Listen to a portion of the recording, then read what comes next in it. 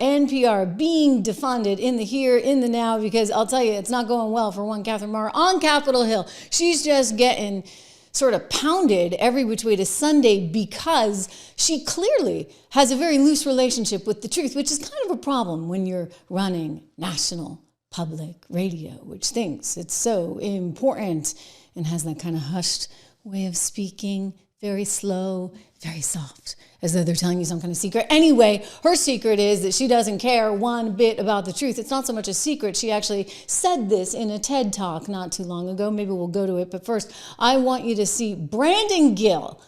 You want to talk about new up-and-coming superstar. Brandon Gill out of Texas. He's a conservative congressman from Texas, junior congressman, kind of putting Jasmine Crockett, also a junior congressperson, to shame. Brandon Gill asking Catherine a series of questions. This is explosive, and I want to watch it here together with you.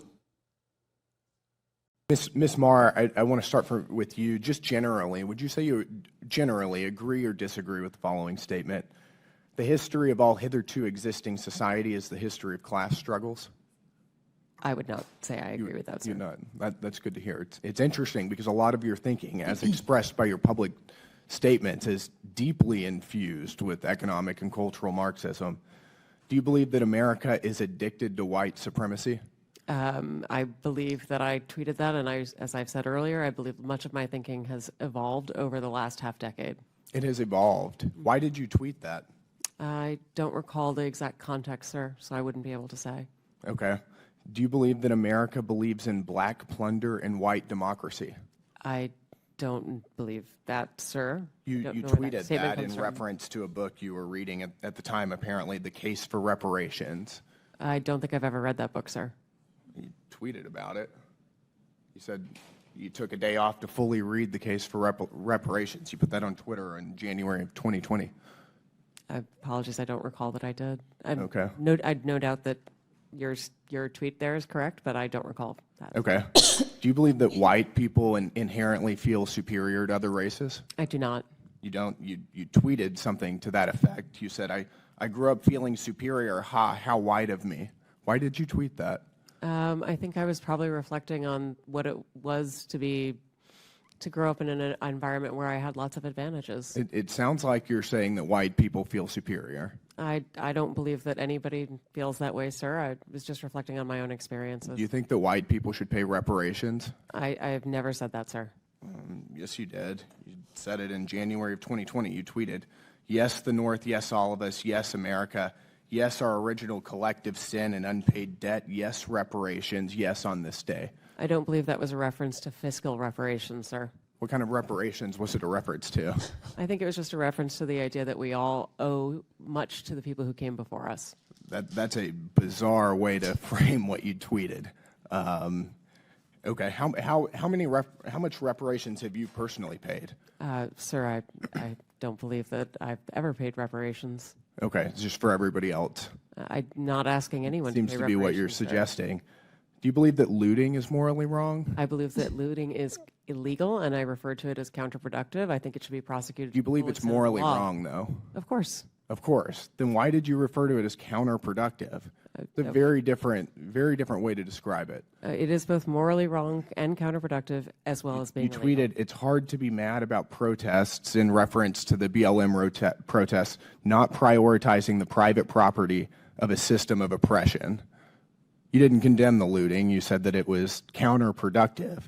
NPR also promoted a book called In Defense of Looting. Do you think that that's an appropriate use of taxpayer dollars?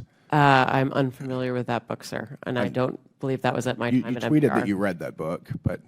I don't believe that I did read that book, sir. Do you... I mean, come on.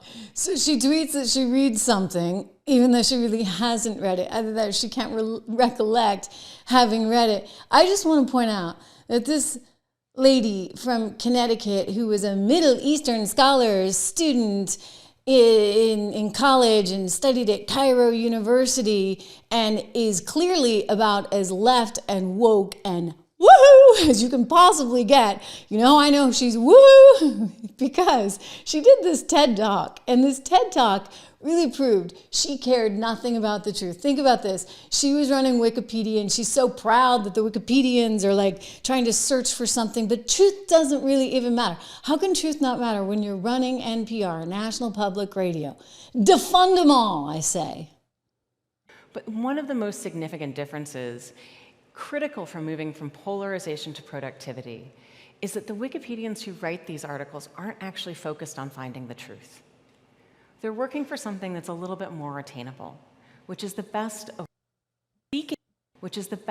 what we can know right now.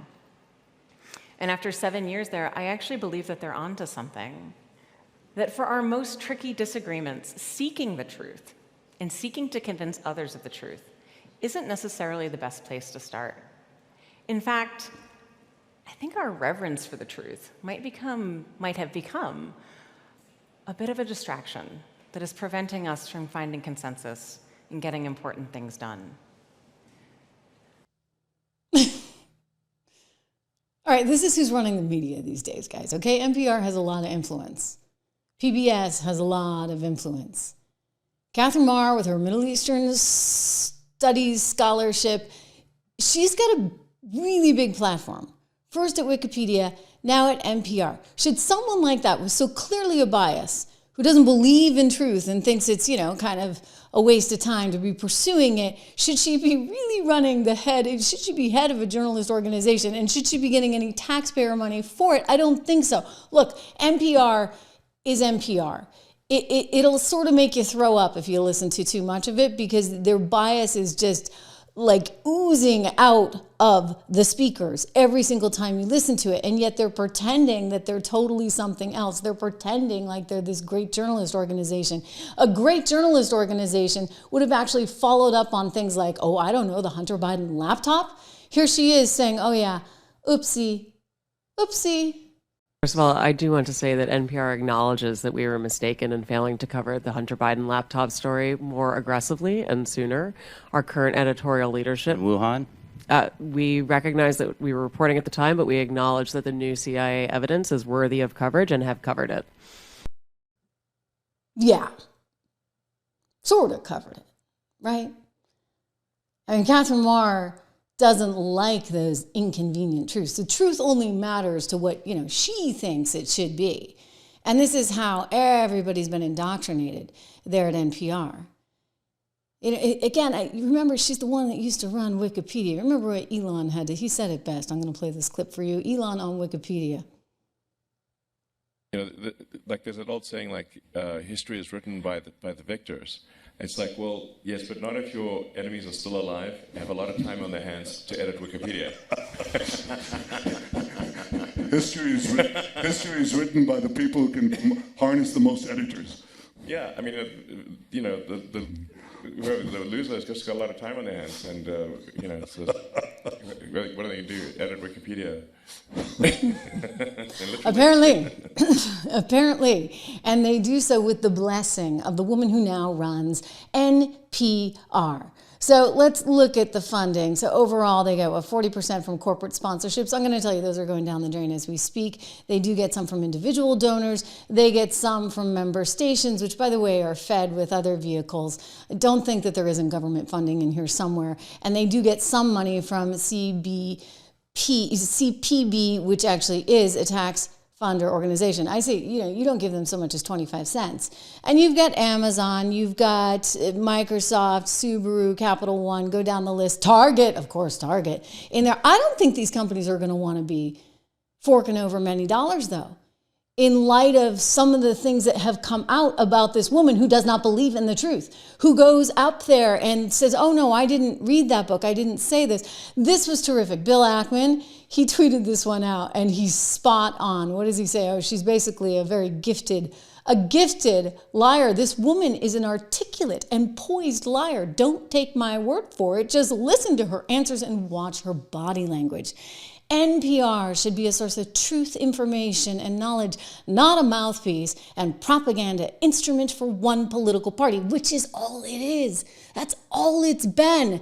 Bill Ackman, by the way, a legendary hedge fund investor, runs his own fund, smart guy who's been more and more expressive recently. As many of these people have been, that have the money and that were afraid to say things before. He's being very vocal now, which is a good thing. I'm telling you, you can't have organizations out there that are being fed these massive amounts of money just to have one political bias. I mean, at least Fox News, you know where they're coming from. Newsmax, you know where they're coming from.